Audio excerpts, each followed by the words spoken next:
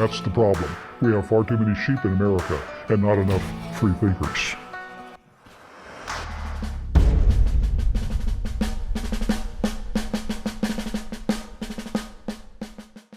Hello, my name's Claire Van Steenwyk. I'd like to talk to you a little bit about the different types of thought processes some people have.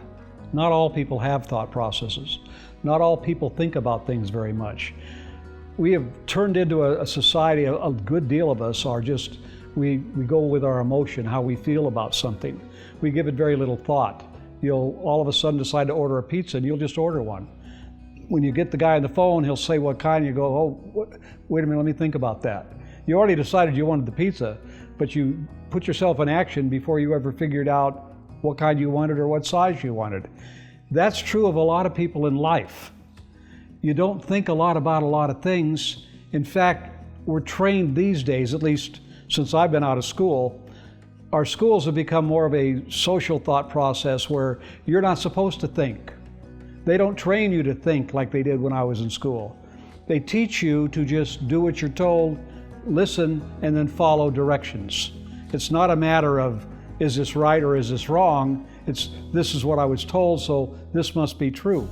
There's no thought process to this anymore. I remember when I was in California one time, we were looking at a paper, and there was this big sheep in the paper they had just found. The sheep was, God, it was enormous. The amount of wool on that sheep, you could have made probably a number of pieces of clothing with it. But the part of it was, the sheep went astray.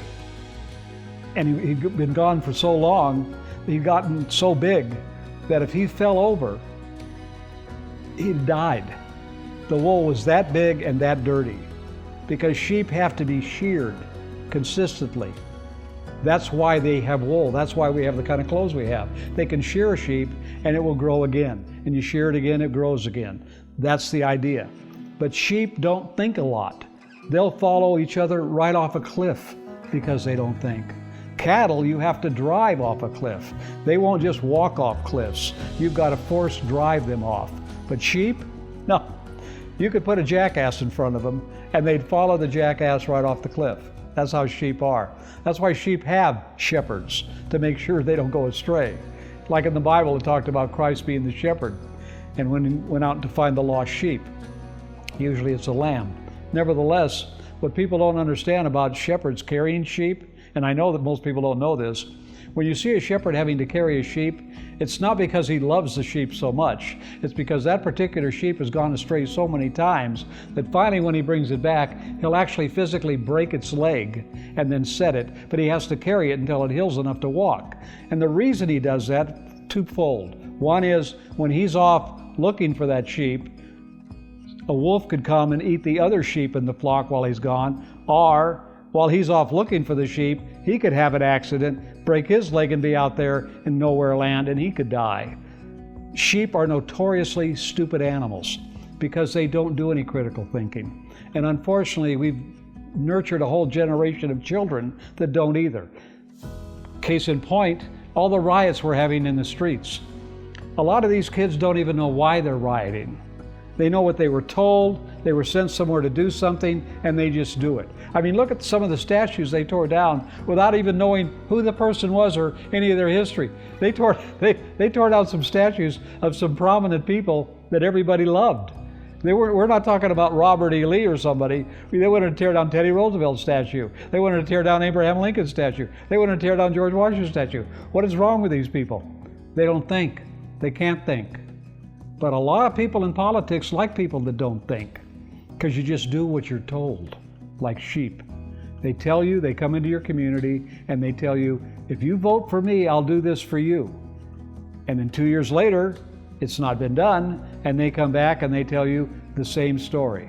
It's called a con job, and you vote for them again, because they keep giving you a false hope or narrative that they're going to do it.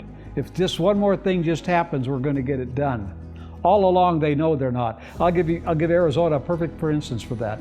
Jeff Flake always said he was going to balance the budget. I'm going to balance the budget. He knew damn good and well he could not ever get enough votes in the House at that time to ever balance the budget. He knew that. But he came out and gave people false hopes, a false narrative about what he was going to do that made him a fiscal conservative. All it made that man was a damn good liar. That's what it made him, because that's what he is. But the sheep in his district kept believing him and kept voting him in because he was a conservative. Con, C-O-N space S-E, okay, conservative. He conned people into believing he actually was going to do something he had no intention of doing because he knew it couldn't be done. He could put in all the bills and all the amendments he wanted to. It could never happen, and he knew that. But he did it anyway. I look at what's going on in our politics right now today. All the con jobs going on about what we're going to do with this and what we're going to do with that. And all these people that believe these people. If the Democrats have been able to do things for decades and they have never delivered on any of the reforms they've promised different communities in our country, what makes anybody believe they're going to do it now? My advice to all of you sheep is start reading and studying and seeing how to become rams instead of sheep, because you need to make a transfer here. You need to become something else. Sheep never get anything but sheared. That's all they get. They get sheared constantly. They benefit other people. It doesn't benefit them because they get sheared, then they're just walking around basically naked until they grow some more, and then they come back and they shear them again. And that's what happens every 2 years to a lot of voters. They get sheared over and over and over again because they don't think. They don't think to take the time to do something this simple. And I'll tell you what I've had some people do this election cycle. When my name was on the ballot running for County Recorder of Maricopa, there were some people that didn't know who I was. All they did was see my name and they Googled it. And then these people contacted me at my home, either by phone or email or messaged on Facebook, to talk to me about certain issues. So they did some research. These people weren't sheep. Many of them were first-time voters. We have too many sheep voting and not enough people thinking. So I implore all of you, stop being sheep and start being thinkers. And we can actually turn this country around. But if you remain sheep, you're going to remain sheared, and the rest of us are going to end up in slavery. So I want to thank you for taking this time with me. But remember, don't be a sheep, be a ram. God bless you and have a great day. Thank you for listening. Bye now.